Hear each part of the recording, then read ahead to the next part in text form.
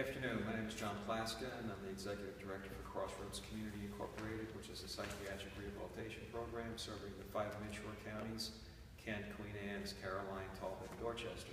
Also the Executive Director, of course, for River Mental Health Services, which is an outpatient mental health clinic, primarily serving Queen Anne's County, satellite operation in St. Michael's, and Dorchester County and Cambridge.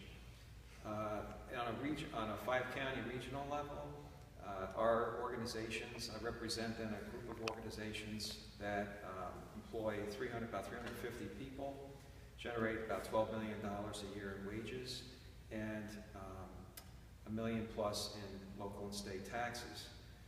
One of the things that came to my mind as I was listening to the other speakers was turnover rate. Our turnover rate historically has been 25% a year for years.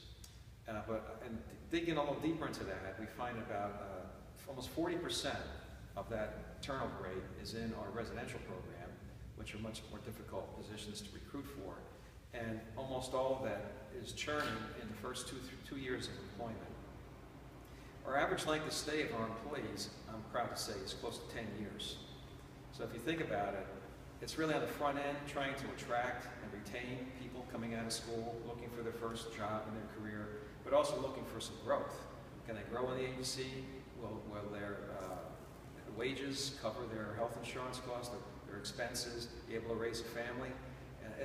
We've, in the last 6 months, have had the most difficulty. I've been there for 26 years. In the last 6 months, we've had the greatest difficulty even attracting people to come in for an interview.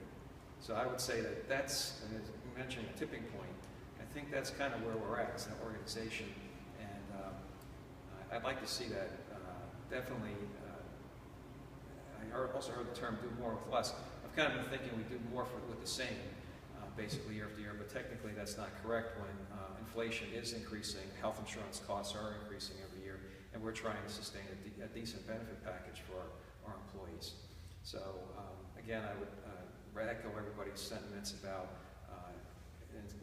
maintaining that 4% cost of living adjustment that's supposed to be going into effect January 1, and minimize the tinkering with any other ways that we can try to sustain what we're doing to not just provide good employment and good career opportunities for the people that work in our organizations, but they're really the folks that work directly with the consumers every day, day after day, in challenging positions sometimes that their job is to instill hope.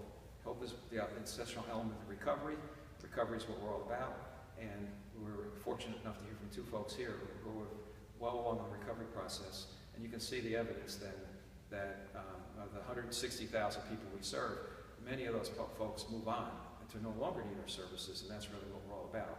I'm not here to say that we're trying to put ourselves out of business, but our goal is to help people get to the point where they don't need our services, and it just gets tougher to do every year. Thank you very much.